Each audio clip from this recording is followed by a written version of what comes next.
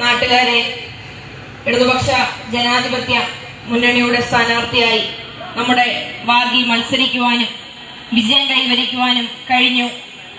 അനൽപമായ സന്തോഷത്തോടെ, അനൽപമായ അഭിമാനത്തോടെയാണ് ഇവിടെ നിൽക്കുന്നത്. 15 വർഷത്തിലേറെയായി UDF ഭരിച്ചുകൊണ്ടിരുന്ന നമ്മുടെ വാർഡ് തിരിച്ചു പിടിക്കുവാനും അതോടൊപ്പം തന്നെ നമ്മുടെ പഞ്ചായത്ത് ഇടതുപക്ഷ ജനാധിപത്യ മുന്നണി ഭരണം നേടുവാനും കഴിഞ്ഞു.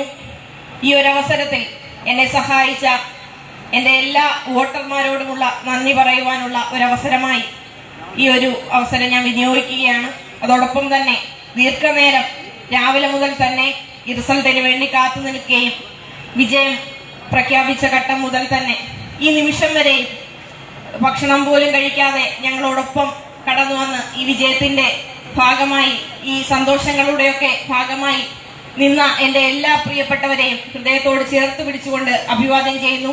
നിങ്ങളിൽ ഒരാളായി നിങ്ങളോടൊപ്പം നിന്ന് പ്രവർത്തിക്കുവാൻ ഇപ്പോൾ നിങ്ങൾ എനിക്ക് തന്ന ഈ സ്വീകാര്യത ഈ ഒരു കാലാവധി അവസാനിക്കുന്ന സമയത്തും 5 വർഷം കഴിയുന്ന അവസരത്തിലും നിലനിർത്തേണ്ടത് എൻ്റെ ഉത്തരവാദിത്തമാണ്.